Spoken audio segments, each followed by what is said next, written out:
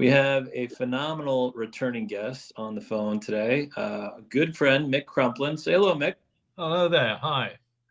Mick has been on our show before. We've discussed Dr. Larrey previously, a famous French surgeon. So I thought it only fair that we go to the other side of the lines and discuss a gentleman, Dr. Guthrie, correct? Yeah, that's correct. Yeah. And why, very briefly, could you give us a thumbnail sketch of why he was so famous on the British side? Well, I think, interestingly, his nickname was the English Larrey. So we have to put him on a par with that great French surgeon. I think on the sort of escalator pitch, Guthrie was a phenomenally able surgeon for his time, full of integrity, good intent, and high education and skill level. And really served basically from 1808 all the way through, looks like the Battle of Toulouse. So he was there quite a while. In the Peninsular campaigns, he was there all through, except for a period of illness in 1813, 1812, 1813. Yeah, right. And before that, of course, he served. Yeah, many places.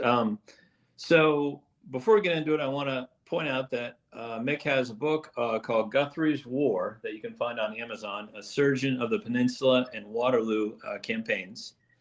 And if you want more details on Dr. Guthrie, you can find it within this book. And before we dive into his biography, let's discuss the overall state of battlefield medical care during the late 18th century, early 19th century. What was it like if I got wounded as part of the King's German Legion, I'm a private, what was it like for me to basically get out of the battle and get care for my wounds? It would very much depend on where you were wounded. So if you had an elbow wound or something, you could walk away with supporting your injured limb. But obviously, if you had a shot across one or both legs, you couldn't move. And therefore, it would depend if you were in square, or you had access to shelter, or if you were lucky enough, if there weren't too many casualties, for the junior assistant surgeon of the battalion to come and look after you. And that would be pretty rudimentary.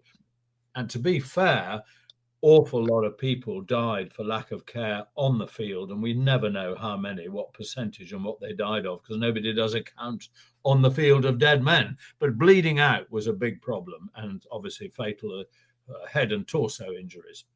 Yeah, and it's quite tragic, because it's not like today's militaries where almost every fire team or platoon has a medic on staff. You couldn't even be carried out by your fellow soldiers, right? Because if they carried out every wounded person, there'd be no one left in the platoon. Like if three guys carry out one guy, then you wouldn't have any structure or integrity as a unit. This is quite true. The word designated stretcher bearers of a loose kind. They were generally probably not the corps of drums, but the regimental musicians, and about 12 heavy stretchers were supplied, and you could be taken out by them if you were not pressed hard on all sides by the enemy. And there was risk in moving out of a formation. That's the problem.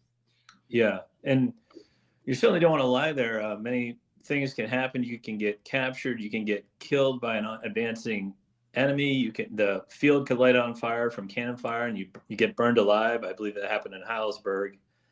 Yeah, that's absolutely right. It happened at Talavera and at Salamanca. And all right, so let's say somehow I make it back to the field hospital. What kind of care can I expect there?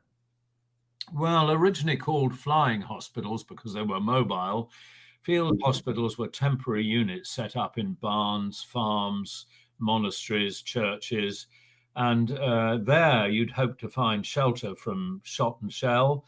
You would receive first aid in terms of arresting bleeding and binding up wounds generally, and assessing whether this guy is going to live or die, and it's not triage. That didn't really happen.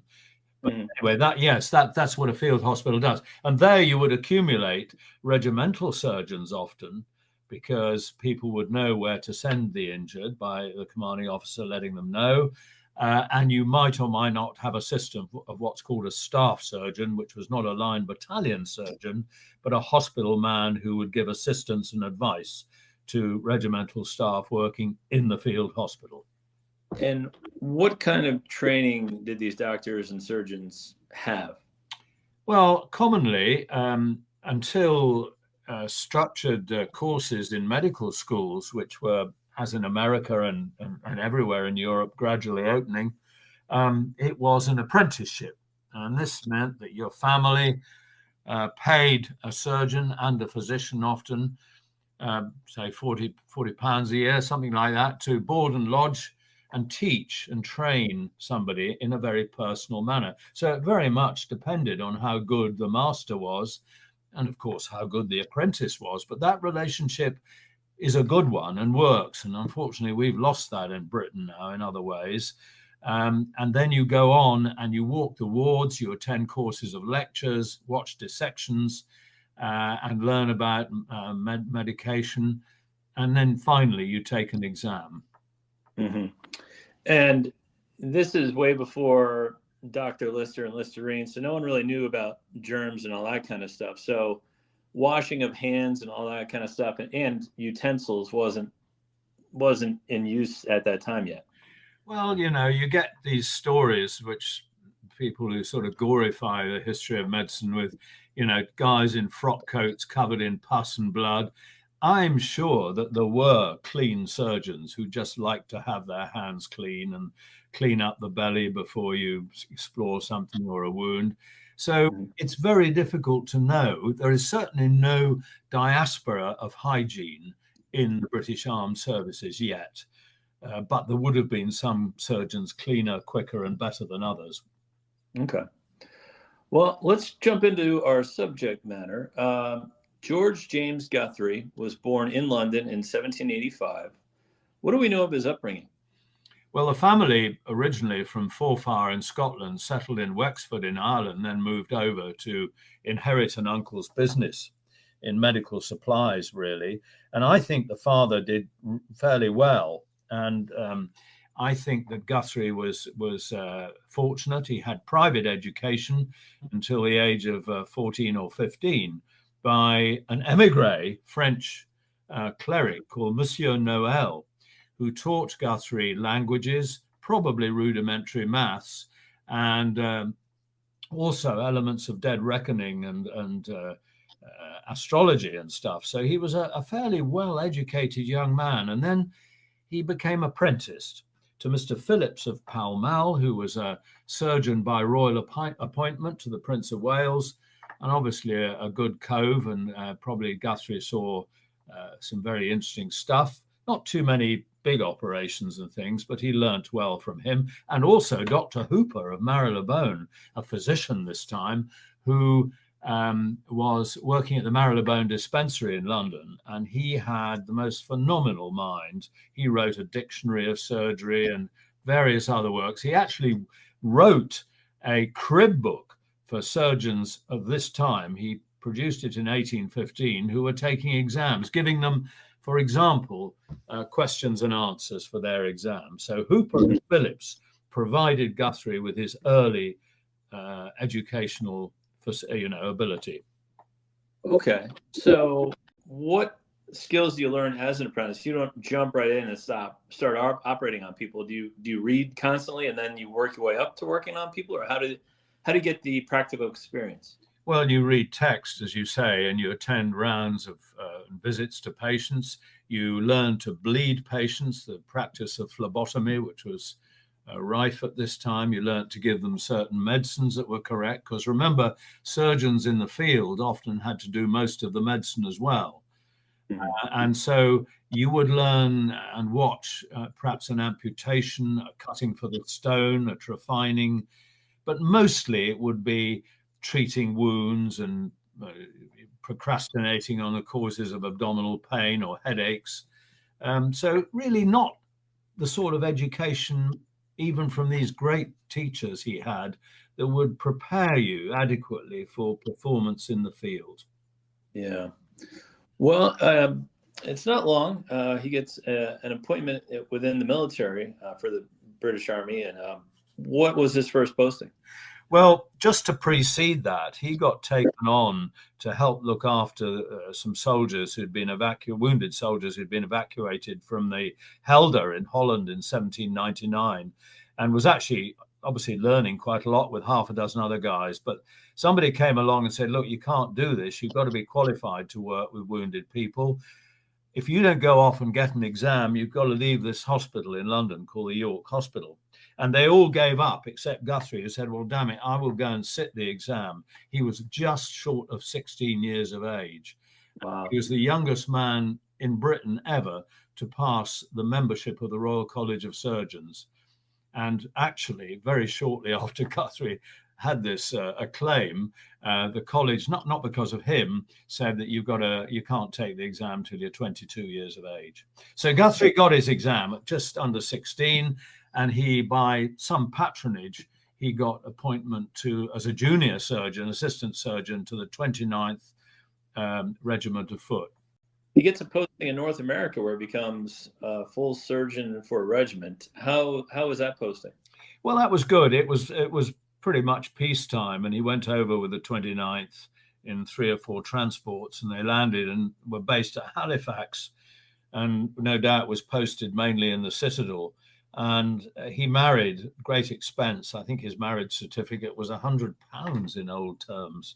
Wow. And it was the governor of Prince Edward Island's wife, Margaret, and they were very attached to each other. So that was good, and everything was fine. And all he had to do was look after soldiers with venereal disease, injuries, drunken fights, accidents, and of course all the run-of-the-mill things. And he did so well, as the regiment was much respected by the local population, that he was appointed full surgeon, as you said, in the 29th Regiment before being sent home.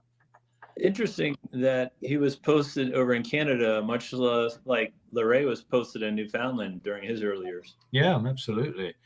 But he got on well, and the regiment was much blended well with the civil population. Let's put it that way.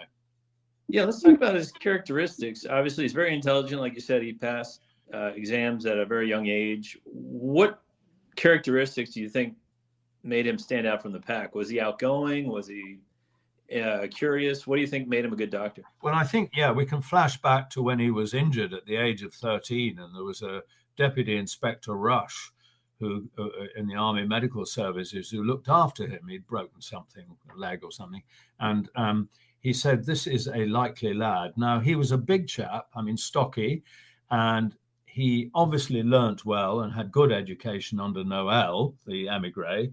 And I think he learnt quickly. I think he had a smart, roving eye, and he just seemed to have the robust, able nature that would be essential for a surgeon in the field. Mm-hmm. Yeah, and he's still, like I said, a young man in 1808 when he's sent to Portugal to serve under the future Duke of Wellington. And his skills are very quickly put to the test. He's present at the battles of Roliça and Primero.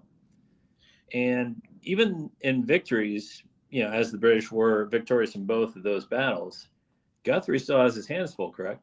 He did. He was probably carried ashore. He was a bit short of mule transport for his kit. And at Roliça, he was posted just behind the colours, which he thought was a very bad idea because the colours were a great target for the French.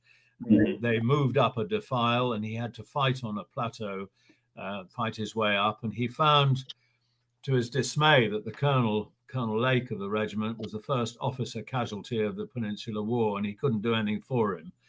Mm-hmm. Guarding his fallen commanding officer was a sergeant major who received 29 wounds, and Guthrie tried fruitlessly to save him, and then went on to Columbeira, which was a village on the top of the hill at Roliça, a few kilometers on, and he treated his wounded men there, and obviously did quite well. And in August, he moved on back down to Vimeiro, chasing the French down there, and there they faced, it was a more serious battle, and they fought a pitch battle against the French, Delaborde and whatnot. And he had his work cut out there. He was wounded, actually, not seriously. He had a flesh wound in 2 legs, but he went on working and was obviously a very successful guy. He was so admired by the French wounded.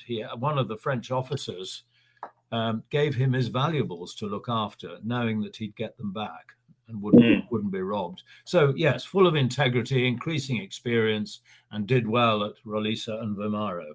People kind of misunderstand that the doctors are way in the back in these hospitals, but they're open to fire and they sometimes have to fight themselves, correct? Absolutely, yes. And they were armed, of course, because this was, 50 years before the Geneva Convention and so on.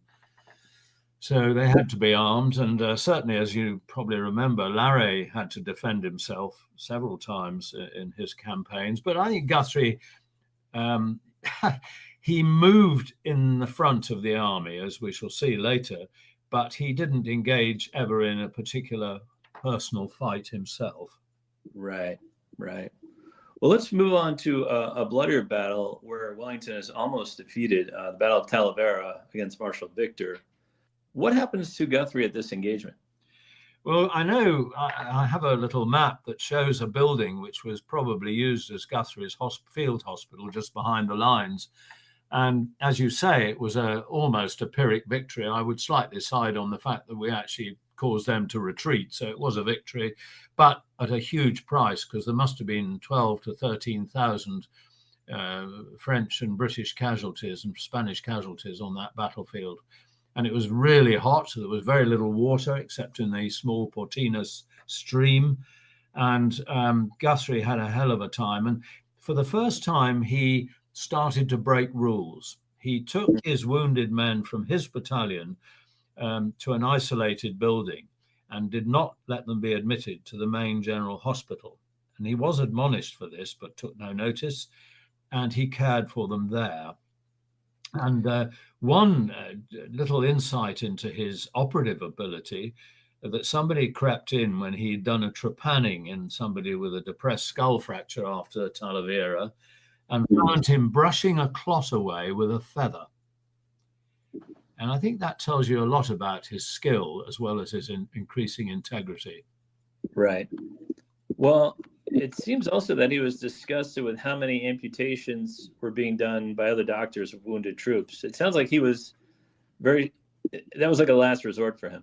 Yeah, I mean, I think that it wasn't so much Talavera, but they had to get out, and they left a lot of British wounded and 3 or 4 British surgeons behind to be taken by the French because Soult was threatening their flank from the north. So the retreat via De La Tosa and Trujillo back to the Guadiana Valley was fraught with problems. Guthrie had to harry men along, and at De La Tosa he set up a hospital. He was one of the guys who set up a hospital, and it was noted that his line of graves was less than some others. So there's another tribute to his treatment. And he was very critical of people who willy-nilly just chopped limbs off without thinking about how they might be conserved or whether there were alternative methods of treatment. Right. Well, in 1811, Guthrie is at the famous Battle of Albuera, which was the most costly battle for both sides in the entirety of the Peninsula War. And it sounds like he was more overworked than usual in this battle. Is this just due to the number of casualties, or did he not have enough support staff? I think they were a bit short. I think some of his work was done at Valverde. Obviously, Elvas was a depot, but this was several miles away from the battlefield, so they had to be taken there. But the French actually evacuated quite a lot of their casualties. They had better transport than we did, but Guthrie was extremely pressed. And of course, if you can ever imagine one day's fighting producing, let's say, 9,000 men wounded who've got to go to 7 or 8 or 5 or 6 centres, anyone walking in on a scenario of such crowding and hectic busyness with men dying and bleeding and crying out for help must have thought it was hell on earth. And it was after Albuera that several, one or two staff officers complained to the deputy inspector and the commander-in-chief Beresford that it was a shambles. The medical staff were hopeless, and Guthrie was really upset with this. And actually, almost came to a duel, and he eventually got a retraction of that accusation because people didn't understand what the challenges for the medical staff were. So many casualties so quickly to be dealt with. At some point, you're low on supply and you're low on people to take care of them, so there's not much you can do. Correct. Yeah. There's no sort of fixed nurses for this number of cases. You know, it would be a case of a few orderlies and lightly wounded men helping, and some local help, women and men, you know, civilian shambles. Yeah. And it's not like they're lying comfortably in hospital beds. They're on the ground or on stone walls and things like that. Absolutely. Yeah. Another interesting thing that I wanted to ask you about, like Dr. Larrey, Guthrie was a surgeon who treated enemy soldiers with the same care as his own soldiers. Was this a rarity at the time? I would say not. I mean, again, you know, when you look at the spread of the quality and integrity of surgeons, they varied. And there were some absolute unskilled people who had no morals and would shoot or neglect a wounded enemy soldier. Guthrie was not in that cadre. He certainly was keen to look after enemy people. But of course, Frenchmen were delivered by Frenchmen and other people, and he would treat them with the same degree of urgency and care as his own. There's no doubt about that. I mean, one's read about this in his character and what he says. That just shows a lot about the man. And like you said, most surgeons were of that ilk. So I just wanted to ask about that. Yeah. Famously at the Battle of Toulouse, this is 1814, which is the last battle of the Peninsula War, famously fought after Napoleon had abdicated. I thought this stat was amazing. And I think you wrote an article on Guthrie. In April 1814, he was the senior surgeon at the General Hospital there. And you said, I think, in the article, if anyone now wished to doubt the effectiveness of the medical department, here it is. 88% of men admitted to the hospital were transferred or walked out, discharged, or cured. Bearing in mind the lack of anesthesia, antisepsis, or good field practice, these are truly impressive results. That's just amazing to me. Yeah, I mean, I hope you don't mind. I'll just skip back to 1813 because Guthrie had probably malaria and went home for a few months. And while they were breaking out of the lines of Torres Vedras to win their battles and go north, Guthrie actually eventually ended up in Santander and went across the Pyrenees. And we arrive at Toulouse with him in charge of a large hospital and getting the results you said. And he started writing down his results. And it's quoted in one epidemiological paper of 12% of NCOs and private soldiers died after wounding and being saved to hospital, and 8% of officers, which has a message in its own, of course. But therefore, you end up, as you say, with 10 to 12% dying after being wounded. And funny enough, although that's reduced a little bit in modern warfare, it's still the same today. You know, you still have anything between 3 and 7% mortality. There's always some who aren't going to survive. Right. But I wonder what the average stats were at the time, maybe 50% of like a regular hospital anywhere in Europe at that time. Well, no, I think actually, to be fair, the general morbidity from larger hospitals was greater than for smaller, for obvious reasons. I mean, guys had to travel farther to a big hospital. There were more serious cases that traveled there, whereas somebody with an easy amputation could be done at regimental level. Smaller nearby hospitals often had much better results. It's an important fact that. And of course, your big hospital is full of dysentery cases and typhoid cases. Right. And the mortality actually in general hospitals was quite low because the stats are diluted by the people who are ill and got better rather than who are wounded, because only 1 in 5 men in the Peninsular War died of battle or combat injury, compared with 4 out of 5 who died of disease and other problems. Yeah. I don't think people realize that starvation, disease was the main killer of these soldiers. Yeah, absolutely. Well, after Napoleon's final exile, what is Guthrie's later career like? Well, of course, you know that he came back to Waterloo. Yep. He was reticent to do so. The man was burnt out, and he was trying to establish practice in London. So reluctantly, he said, well, I suppose if this is a momentous battle, I'll go out and see if I can learn anything more. Because at the time of making that decision at Waterloo, he was attending lectures on midwifery and eye surgery and, all sorts of things, so that he could reintegrate into civilian life. And so he did that, went out to Waterloo and operated on 2 men successfully out there, quite momentous operations, actually, and another one back in the York Hospital.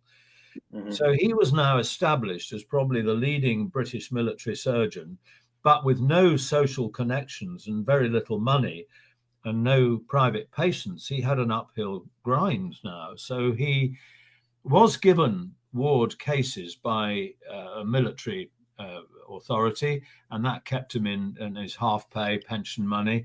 Gradually, his practice began to grow.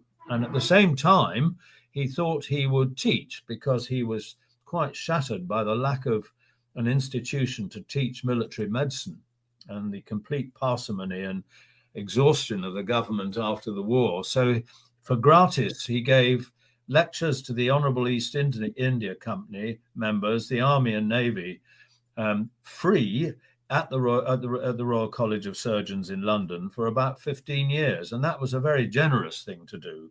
He was, and of course, suddenly people realized that this guy had an awful lot of ability. And he was the youngest member of council on the court of the Royal College of Surgeons. And he was ignored at first as being he was about 40 something when he got onto the court. And then suddenly people realized that this guy was winning all his arguments, persuading them to do things that were right and getting rid of inefficiencies in the governance of the College of Surgeons.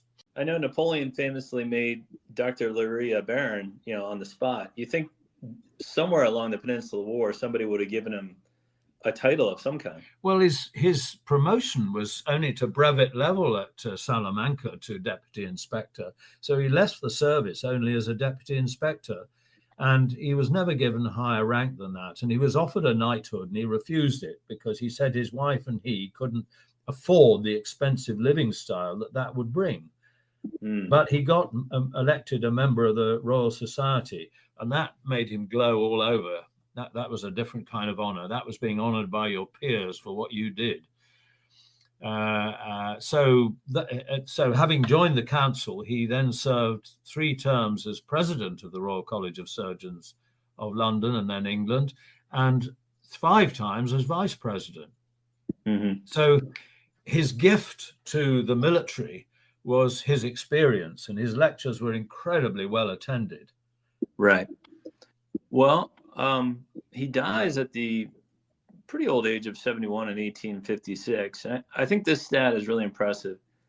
It is estimated that he personally treated around 20,000 injured men, which is staggering to think about. What do you think his legacy is? Well, that was a ballpark figure, which I think is probably not far off the truth. And I think he brought about the Anatomy Act partly, and he was involved in all sorts of political and beneficial things as well before he died. He actually became an eye surgeon. He helped found the Westminster Eye Hospital. Wow. And he got a consultant job at the Westminster General Hospital. So he was an able civilian surgeon by the end of his life. But this is a man who served and taught as perhaps the greatest military surgeon of his era in this nation. Put up against Larrey, I would say he was well into equality. And his books were used right into the American Civil War. His books, he updated them when chloroform came along in 1847. He re-edited that stuff into his next edition of his book, And he published 70 books altogether. Yeah, it's like he was constantly learning and adapting to new technologies at the time. I think that's absolutely right. Yeah. And that's a bold statement. Not that he didn't do all that stuff, but Dr. Larrey was considered the top of surgeons in Europe. So for Guthrie to be right there alongside of him, I think that's a great compliment. Well, I think we have to remember the hubris of French. They go for Napoleon as well as Larrey. And I would say that Larrey and he were very much on a par. It would have been lovely had they ever met, but I don't believe they did, because Larrey was working at Waterloo and came up to Brussels, where Guthrie came, but I don't think they actually ever met after the war either. That is a shame. Yeah. They sound like similar men, both in intelligence and skill, I would say. I think Guthrie was less of a self-promoter, which is a little bit strong. He was robust, feared, skillful, and when he was appointed to the Westminster Hospital, there was a comment by one of the other consultants: this guy was like a wind of change in the hospital. He really worked. And I think what comes to me is his integrity, his linguistic skills. I mean, in Passage of the Douro, when he was chasing the French with Wellington to chase Soult out of the Douro in 1809, he was the first officer across, and mounted on his horse, he got on a boat and was first over. But he spoke Portuguese and Spanish.